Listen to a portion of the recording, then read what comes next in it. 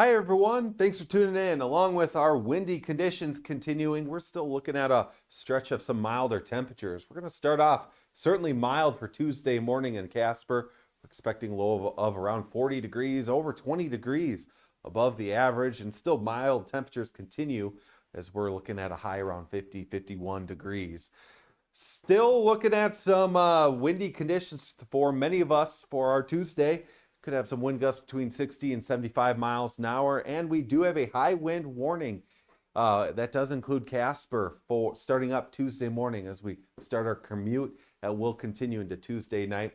Still, for the most part, to summarize the rest of this week, it's still looking breezy and mild. So here's a look at our wind concerns across the viewing area. As you can see, a lot of warnings and watches. We've had a few more watches added in the panhandle for Nebraska.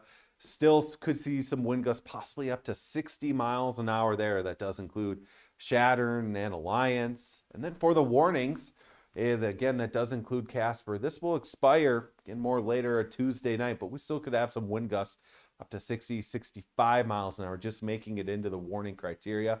Through Douglas, Chugwater, the Bordeaux area, I-25, still could have some wind gusts possibly up to 75 miles an hour. And again, that warning will expire very late or just before midnight for Tuesday. For those winds, though, they'll change directions a little bit, becoming a little bit more westerly. But for the most part, during the times we are heading out the door, we do expect our winds to be increasing and again, jumping into that warning criteria. We expect our winds to max out probably closer to the midday hours, but in Casper, still expect those 60, 65 mile an hour wind gusts. As we get closer to Tuesday evening, the winds do decrease, and that'll knock us out of the warning then.